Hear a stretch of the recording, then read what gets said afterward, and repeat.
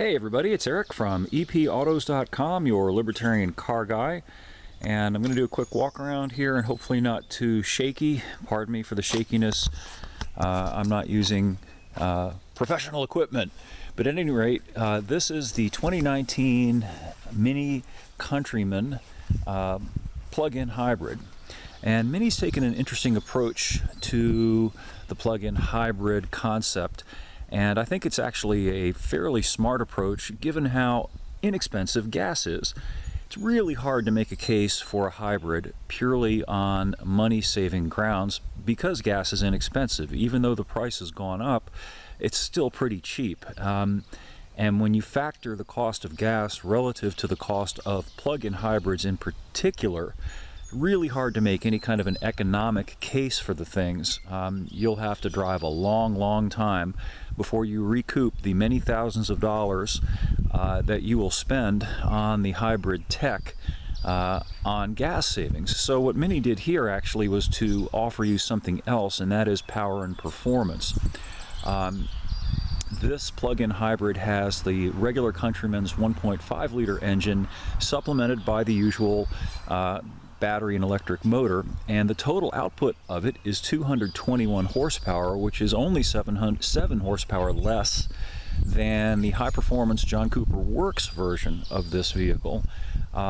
So you get very comparable performance, and you get better performance than the regular non-hybrid version of the Countryman, which only has the 1.5 liter 3-cylinder engine without the additional power provided by the electric motor and the battery pack. So you get to haul ass and save gas. So that is pretty good, and it helps to make you feel better about the money that you spent on the hybrid equipment.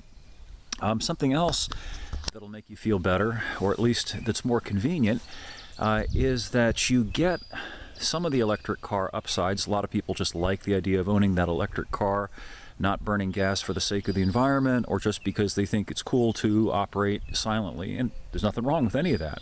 But the downside with a pure electric car, of course, is that when the battery starts to run low, you better find a place to plug in, and you're going to wait there for a while for the car to recharge. With a plug-in hybrid, you kind of get the best of both worlds to some extent at any rate. This thing will go about 12 miles on the fully charged battery, but when the battery wilts down, you don't have to think about, oh boy, I better find a place to plug in. You can just keep on driving because, of course, the gas engine will kick back on again. So in addition to performance, you're also getting convenience.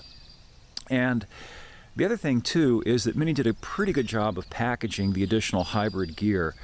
You don't lose any cargo capacity, which is sometimes the case with hybrids, which generally speaking are built on an existing IC car, and so they have to figure out, well, where are we going to put the batteries and the motors? And generally what they do is they stuff it in where the trunk is, and you lose some cargo capacity. But the layout of the Countryman, which is basically a small crossover or a wagon, is such that the cargo capacity remains virtually the same. There is, however, an asterisk on that, and the asterisk is that the gas tank in this thing is pretty small. It's only about 9.5 gallons. The regular non-hybrid has a 16-gallon tank, and so the reason for that, of course, is that's where they stuff the battery and the electric motors, which, by the way, drive the rear wheels in this thing.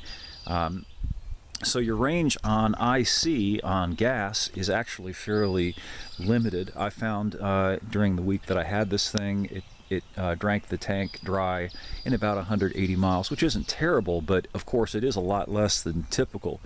Usually an IC car will go 300 or more miles on a full tank, and that's because they've got more gas to burn. But the upside is you can refill the thing in just a couple of minutes like any other car. You don't have to plug in. You can if you want to, but you don't have to. And otherwise, this is essentially the same deal as you get with the non-hybrid version of the Countryman, which, for those who don't know, is the least mini of the minis. It's substantially bigger than the little mini hardtop, and It's bigger than the Clubman, which is essentially the wagon version of this vehicle. Particularly in the back seat, you get a substantially larger back seat in this thing, and that's important if you're carrying passengers. But it's still a very mini package overall relative to other cars. If you check the specs, which I did, you'll find that it's actually about a foot smaller overall than a current compact size sedan, something like a Honda Civic or a Toyota Corolla. So that's pretty cool. You get a car that still slots into tight parking spaces, a very maneuverable car, and a very fun car to drive that also has a lot more room on the inside than a small sedan would. This has about 48 cubic feet of total cargo capacity if you drop the back seat. And to give you some sense of the context of that, that's about 3 times more than you'd find in a small sedan like a Civic or a Corolla sedan. Those have about 12 to 13 feet or so of trunk capacity. So that's another upside to this thing. Anyway, I will have more shortly up at epautos.com, the net's best libertarian gearhead site. And again, I apologize for the shaky shake. I'm just using my little camera here, which isn't too high performance. Plus, it got cold here again out in the woods. The winter just keeps trying to claw itself back despite all the talk about global warming. So it feels like it's probably about 42 degrees here, and I'm frickin' freezing, like Dr. Evil would say. So thanks for viewing, and we'll catch up with you again soon.